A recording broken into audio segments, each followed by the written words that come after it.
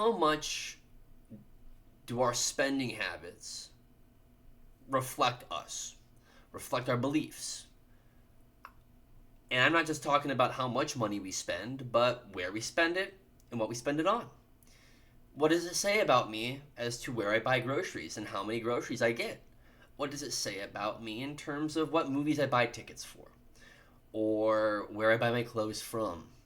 Right? All these things I feel like can reflect aspects of us. Obviously, you're not getting a full picture. But for example, I mean, if you spend money at a local business versus Amazon, I feel like I can get a good idea based on, hey, maybe you not supporting Amazon and favoring small business or vice versa might reflect some other aspects of you, you know? Even if we don't want it to, the way we spend money does reflect the way we interact with the world in other ways, right? And I feel like this is a fact that we are being confronted with more and more. And it's reaching further and further, and people are talking about it more and more. And one place that I'm seeing that a lot is in how we consume entertainment. Specifically, what prompted me to ask this question was, if you don't know, it's the 30th anniversary of Pokemon, and Pokemon re-released Fire Red and Leaf Green onto the Nintendo Switch. These are direct ports of the games, and they're priced at $20. And this kind of surprised me how much outrage this sparked. You have two camps, I feel like. And I've been seeing this on TikTok. You have people who think it is utterly outrageous to buy these games for $20 when you can just emulate them for free. So why would Nintendo even re-release them? Then you have the other camp who are like, well, hold on. I thought the reason we were emulating was because these games were not accessible. They're accessible now. These two camps that just, they will not give an inch. They will not give credence to the other. It is very much almost a bipartisan issue on whether or not you buy Fire Red and Leaf Green. To the point where if you do buy it, you're making a statement. You are being in terms of the camp that thinks this is wrong, it's being sold for this much, and you're being a shill to them. And the other camp, where if you are emulating this game, you're being a hypocrite, right? And I think we should really talk about where we stand in terms of how much of a statement are you making with the entertainment that you are purchasing and consuming, specifically purchasing. Before we go any further, my name is Robin. I go by The Eclectus on TikTok, on YouTube. I have a few other platforms. I have a link tree, okay? Enough about that, though. Let's hop back in, because I do want to talk about this. And this is the first instance in recent memory for something Nintendo related. The big one I'm thinking of is the Switch 2. The Switch 2, mind you, priced much higher than people were hoping. And when the Switch 2 first came out, every video I saw about it was either people shaming people for buying the Switch 2 or clowning on people who wouldn't buy the Switch 2. And I get it. Okay, Nintendo as a company has a lot of very shady business practices. I personally am very against how they treat copyright and how they are buck wild in terms of suing people that even look at their properties the wrong way. I am so fully against that, And I also get that people, such as myself, have grown up with Nintendo games, and they'd be damned if they missed the newest Mario Kart, And then the games started coming out for the Switch too. Mario Kart World apparently didn't live up to people who didn't buy its standards. A lot of people who bought it love the game and still love it. But suddenly, if you bought Mario Kart World, you're making a statement. If you bought Pokemon Legends ZA, you're making a statement. You're being a shill, you know. And I saw these videos and I did buy Legends ZA, and I played Legends ZA, and I really enjoyed it. And I saw this one TikTok video. Or there's one like person on TikTok specifically, has multiple videos of them just being like pointing out everything that could possibly be wrong with like Legends ZA, and like the points they were making were genuinely so hyper specific. Were so like minute details where it's like at that point, why are you paying attention to this in a game? This doesn't impact your gameplay experience. And I think that this trend is going to continue to happen with every major title, especially, and it isn't just a Nintendo thing, but I kind of want to talk about this in reference to Nintendo. It, we're going to keep seeing this. We're going to keep seeing this trend of something gets released, and suddenly you are making a statement. And here's the thing, I am in the camp of, hey, let people enjoy things. You know what? At the end of the day, if you are making your own money, you have free will. If you want to buy a Switch 2, buy a Switch 2. If you want to not buy a Switch 2, don't buy a Switch 2. But at the same time, I do think it's worth asking, well, how much does this reflect us as a person? Does buying these games make us a bootlicker or a shill, or does not buying these games? What are we? Where? How much do I feel like we can point fingers in the situation and shame and all of that stuff? And I think it would be foolish to say that that buying games from Nintendo, it would be foolish to not acknowledge that you are still supporting Nintendo, right?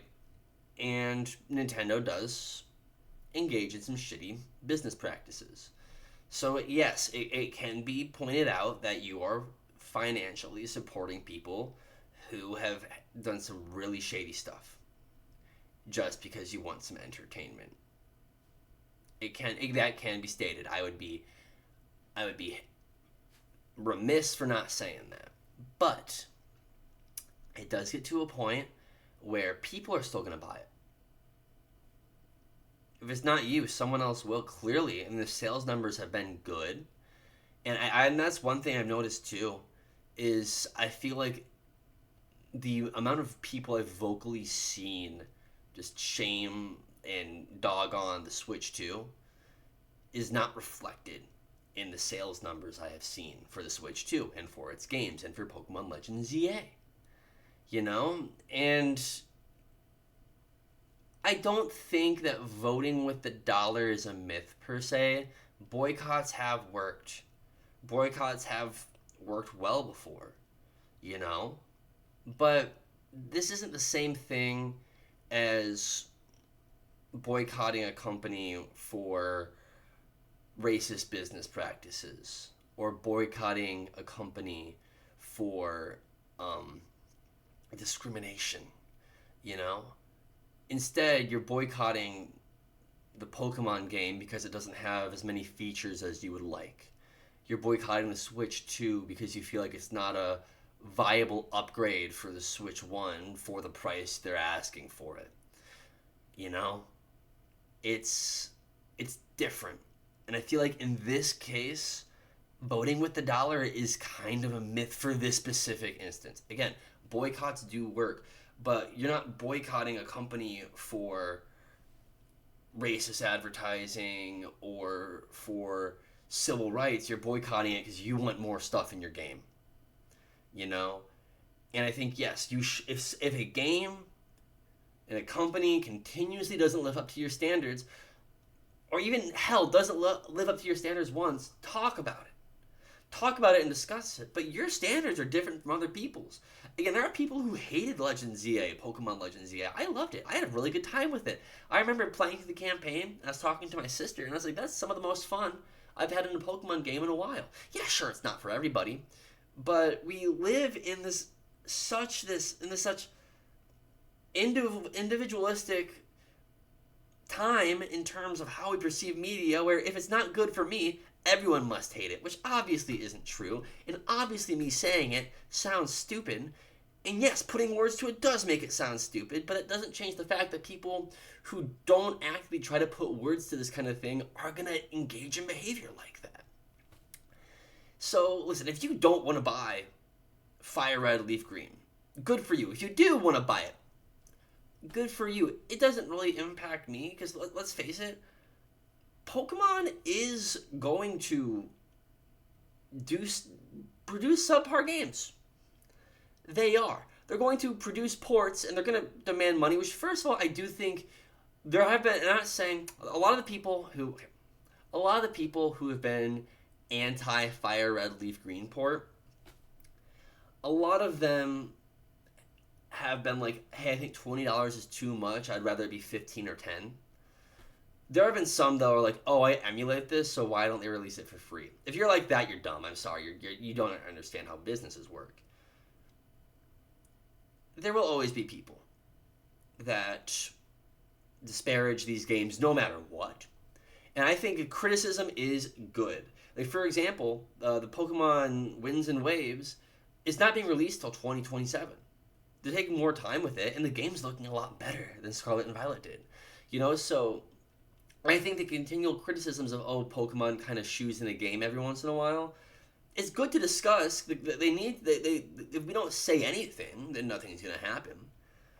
But at the same time, I do think that the criticism should be levied at the developers and not the people buying their games. I think it's a good discussion to have. I think it's good to ask, hey, why do you buy that game? What's a deal breaker for me that's not for you? I think that's good to talk about. I think it's great to talk about. But at the same time, it suddenly becomes a statement that you're buying the newest Pokemon or Mario Kart and you're buying a Switch 2 because you personally don't think it lives up to your standards. And again, I think Pokemon, a lot of they have not handled every criticism well, and I think they'll continue not to. It's Nintendo. Listen, I've been a Nintendo fan my entire life, and I've been disappointed my entire life for being a Nintendo fan. I get that. But at the same time, we can talk about these issues in a constructive way, or we can suddenly be shaming people for buying their Switch 2, for buying their Pokemon games. Do whatever you want. Listen, if you want to emulate Nintendo games instead of buying them, and that's a big statement for you, good for you. You're allowed to do that. I encourage you to do that. But if you're going to do that, don't shame people who won't do that, and vice versa. Listen, if you want to buy Switch 2 and you want to buy all of your games from the Nintendo eShop, good for you. I'm not your mom, but you also understand that some people aren't willing to pay money for that, So I think we should focus more on the company here. And yes, the way we do spend our money on these games, at the end of the day, it does say something about us supporting the company and not. Maybe it says more than we want it to, but it still says stuff. But we really need to focus our energy where it matters. And the energy where that matters is the company with the shitty practices, not the people who are engaging with the shitty practices. Because a lot of times people don't know.